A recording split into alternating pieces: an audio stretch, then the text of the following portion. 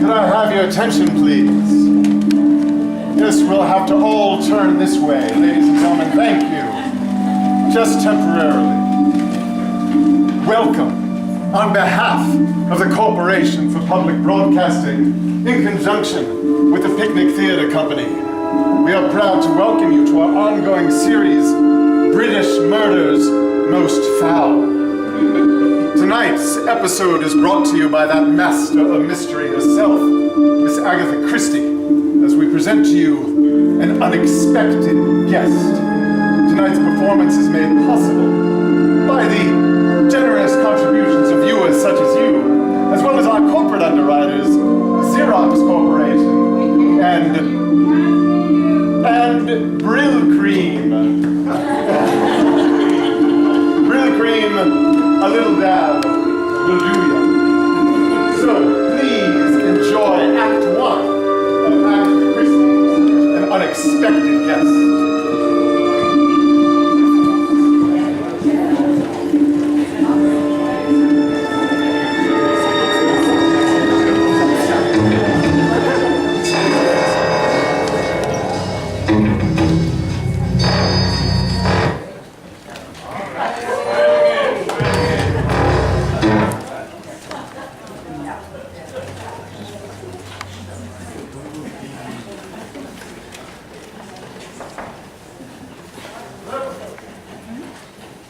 Anyone here?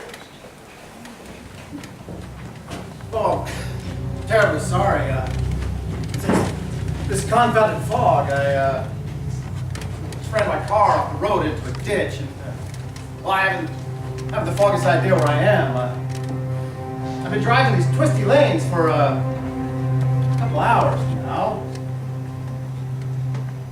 Sir, are you asleep? Good God! He's dead! Yes! You know? Yes. Well, he's been shot right through the head. You shot him. Yes. Telephone is on the table. Telephone? You'll want to ring up the police. Well, I mean, a few minutes one way or the other won't make much of a difference. Besides, it'll be quite a job for the police to get here in the fog. I'd like to know a little more. Who is it? My husband. His name was Richard Warwick. I'm Laura Warwick. Oh. See. Well, had you better have a seat? I mean, can I get you a drink? I mean, it must be quite a shock. Shooting my husband? I'd imagine so. Or was it just fun and games? It was fun and games, but I would like that drink. Well, here you go. Suppose you tell me all about it. Hadn't you better ring up the police? All in good time. But nothing wrong with a nice cozy chat first. I don't. Who are you? How did you happen to come here tonight? Oh, yes. Introductions. My name is Michael Starkweather. I'm an engineer. My mother's family came from this part of the world, and so I thought I'd buy myself a little house. I've been driving 2 or 3 hours, terribly lost, around these topsy-turvy lanes of South Wales.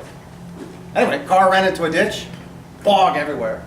Saw a gate, drove my way up to the house, saw this door, knocked, it was open, walked in, and whereupon I find... The door opens and an unexpected guest comes in. That saying always frightened me when I was a child. Unexpected guest. Why don't you ring up the police and get it over with? Not now. Why'd you shoot him? What do you expect me to say? He drank, he was cruel. I've hated him for years. a little drastic, don't you think? I mean, you said you hate him for years. Well, why don't you leave him? That would have been simpler, don't you think? I've no money of my own. Oh, my dear girl. If you could prove cruelty and habitual drunkenness, well, you can get a divorce or separation. Then you get alimony or whatever they call it here. Anyway. At least we have no children, thank God. Well, then why don't you leave him? Well, you see, now I should inherit all his money. Oh, no, no, no. No, you won't. Law's not going to allow you to profit from a crime. Or did you think of that? What did you think? What do you mean? Well, you're not a stupid woman. I mean, if I hadn't come knocking on that door, I mean, what were you going to do? Does it matter? Suppose not. But I'm interested. I mean, what was going to be your story? I mean, if I hadn't come barging in and caught you red-handed, I mean, was it going to be accident, suicide? It doesn't matter, I tell you, I'm prepared for the worst. Just because I came in that door? I mean, you know, if I hadn't. But you did. Yeah, I guess I did. Well, let's rewind a little ways. I mean, you said you hated your husband for years, and tonight he said something. Said something that pushed you over the edge. So you reached for the gun that was lying beside him, and wait. What's he doing with a gun beside him? He used to shoot at cats. Cats? Richard was well known as a big game hunter. That's where we first met, in Kenya. We were married soon after, and 2 years later he had a terrible accident.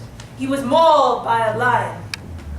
He was lucky to escape alive, but he's been a cripple ever since, unable to walk properly. They say misfortune brings out your character.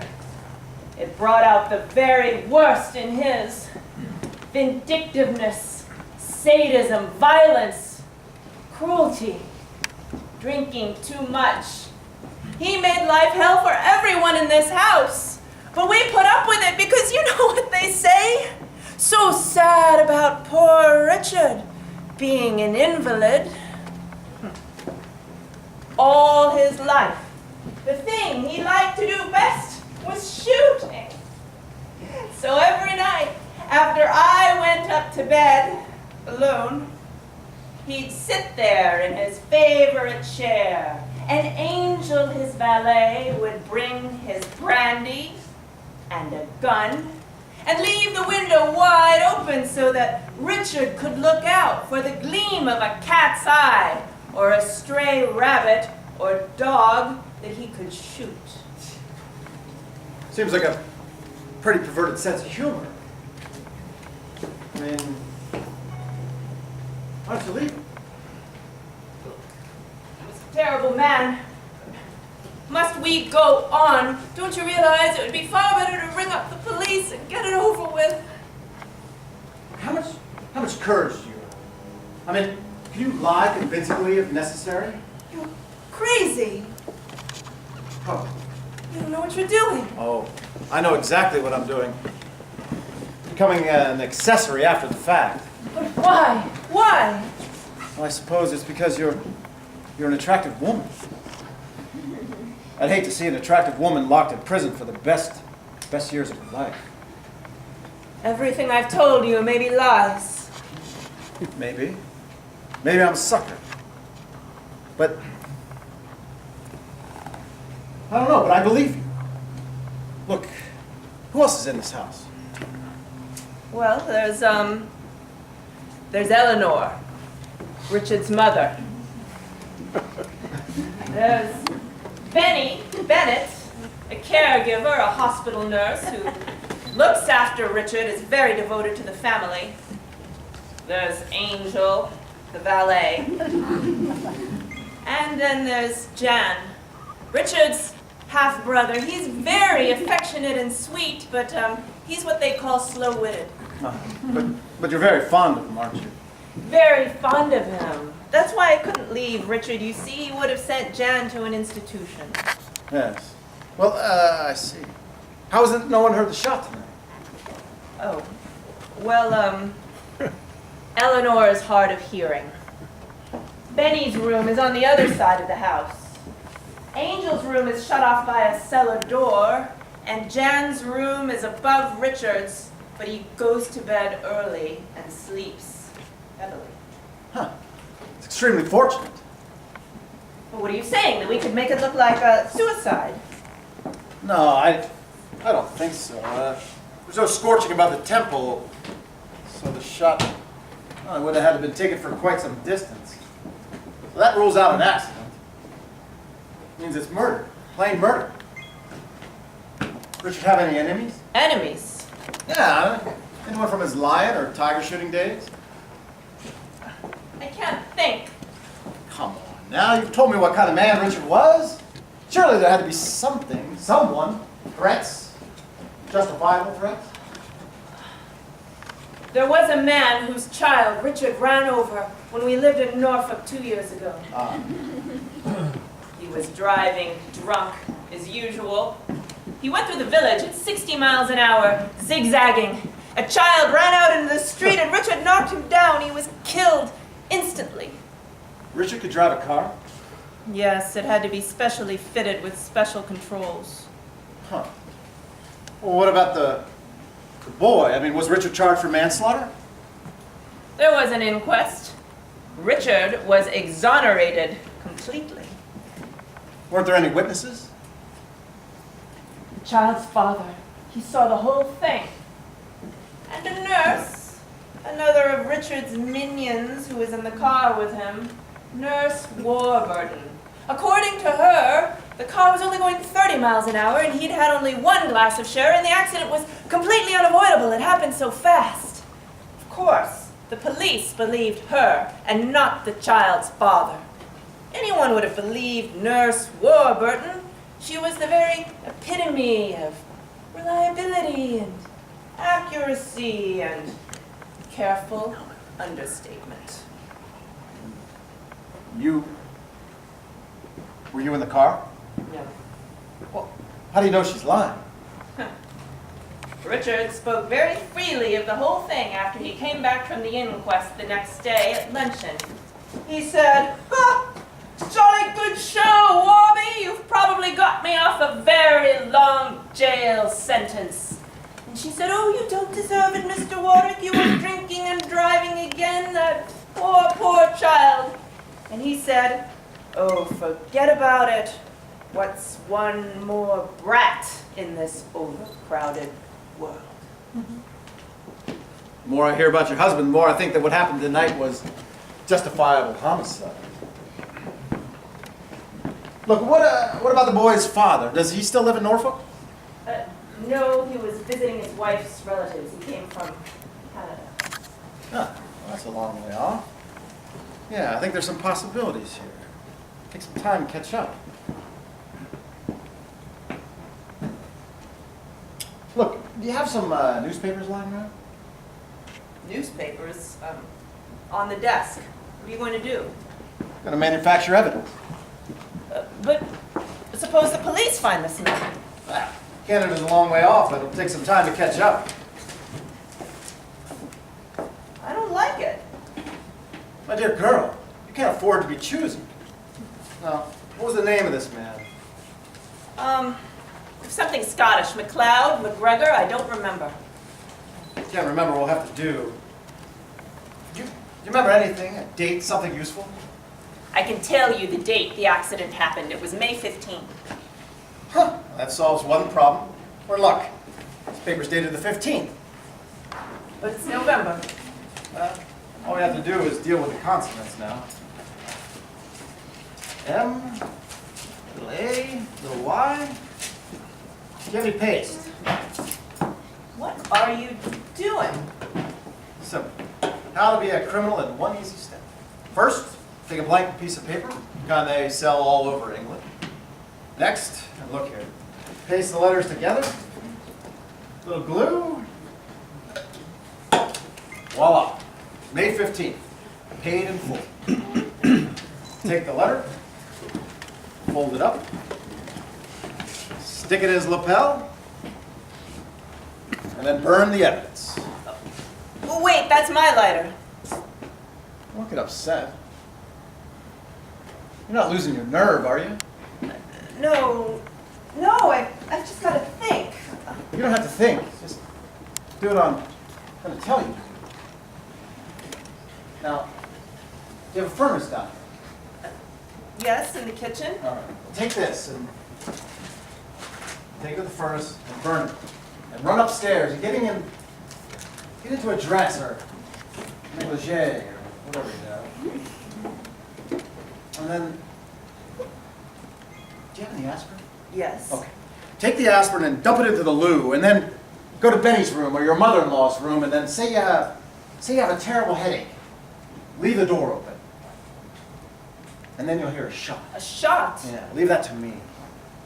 And as soon as you do, ring out the alarm. Bring everyone, bring them down here, and this is your story, okay? You went to bed. You woke up with a terrible headache, and then you went to get aspirin. And that's all you know. You understand? Yes. Okay. Go do your stuff. You oughtn't to do this. You shouldn't get involved. Ah, never mind that. Everyone has their, what do they call it, fun and games. Can you do this for me? Yes. All right. You have a watch? What time is it? 10 to 12. All right, you have 3 or 4 minutes to take this, get it burned, go upstairs, change, go to Benny's room. You can do this. Yes. All right. At 5 minutes to midnight, you're going to hear a shot. All right, get going. Laura, you're not going to let me down, are you? No. Okay, good.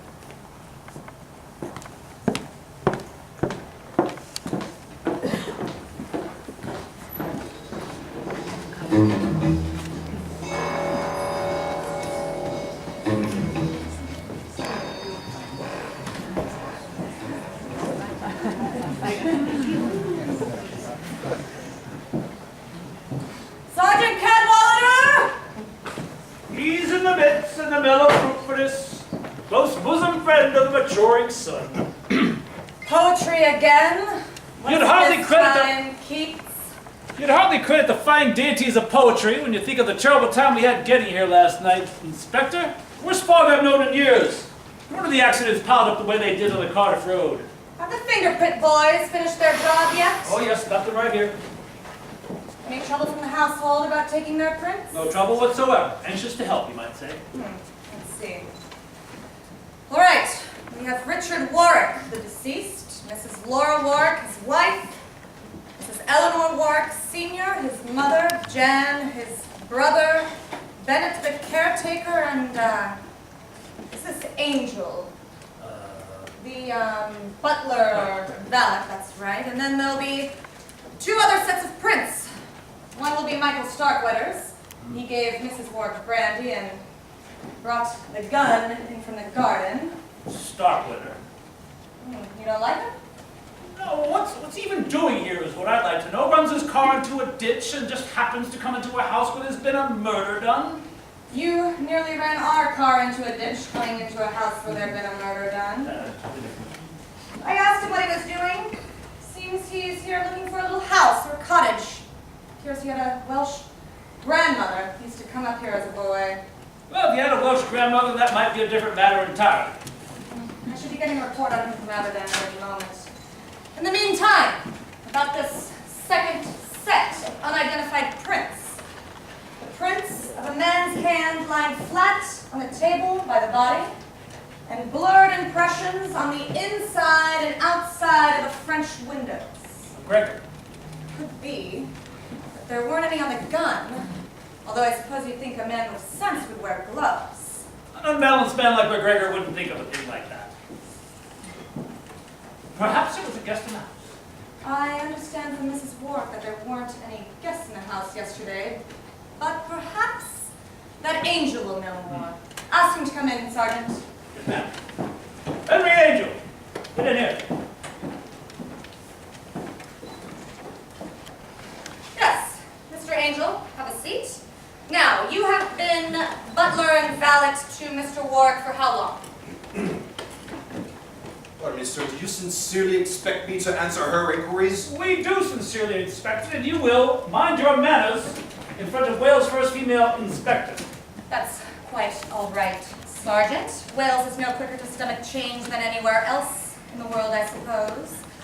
But what doesn't change Mr. Angel is that the law tends to see uncooperative individuals in exactly the same way, regardless of their gender, and that is having something to hide. Shall we begin again? Very well, yes ma'am. I was valet to Mr. Warwick for 3.5 years. Did you like your job? I found it quite satisfactory. And what was Mr. Warwick like to work for? Difficult. Well, there must have been some advantages, Well, I was fairly well compensated, yes. which made up for other disadvantages. You see, I was trying to accumulate a little nest egg. I see. What's all this business about guns and revolvers and shooting at animals through windows? It was his hobby. It's what we call in the profession of compensation. He was, I believe, what they term a big game hunter. And what was the use of having this gun last night in all the fog? Well, it was just a habit. You could say he was quite used to it. When did you last see him? About 9:45. He had his brandy, a glass by his side, and a pistol of his choice. I arranged the rug for him, and I bid him good night. Did he go to bed? No, he always slept in his chair. I would come in about 6 a.m. and bring him a cup of tea, and then wheel him into his room for a bath and shave and so on. He usually slept until about lunchtime. Very eccentric gentleman. This window here, was it shut when you left him? Why, yes, there was a lot of fog about it. Was it locked? No, ma'am, that window is never locked. And did you hear a shot last night? No, ma'am. Isn't that rather remarkable? Not really. My room is down a long hallway and through some double doors. Well, isn't that rather awkward, then, if your master needs to summon you in the middle of the night? Well, he would do that with a little bell he would ring. It was a rather shrill bell. Did you not hear anything? Sergeant Cadwallader. Yes, indeed. It's the constable, ma'am. Thank you, Sergeant. That you, Edmondson? Yes? The aunt. When did she die? 2 months ago. 1830 4th Street, Calgary. Yes? You sending it along? Thank you, Edmondson. Well, we got some of the dope on McGregor. Seems that when his wife died, he left his boy to live with an aunt in Norfolk. You see, he got a job in Alaska, couldn't take the boy. Seems he was pretty cut up by the boy's death, went about swearing revenge on Warwick. Not uncommon after accidents like this. He apparently went back to Canada. They've got his address, sent off a cable to Calgary. The aunt he left the boy with died 2 months ago. You were there at the time, I suppose, Mr. Angel? Norfolk? Motor accident? A boy? Well, yes, I remember it well. Did it occur because Mr. Warwick had been drinking? I believe he'd had a glass of sherry, ma'am. That'll be all for now, Mr. Angel. Thank you, ma'am. One more thing. Were there any guests in the house yesterday? Yesterday evening in particular? Not that I can recall at the moment.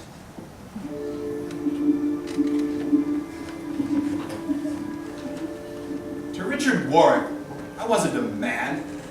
I was a pitiful valet. But I'm not about to let my station, my role, seal my fate as it did my pathetic father and his pathetic father and his pathetic father and so forth. So I planned. I squirreled away my earnings and I made investments. I wouldn't be a lord, but I'd have my manner.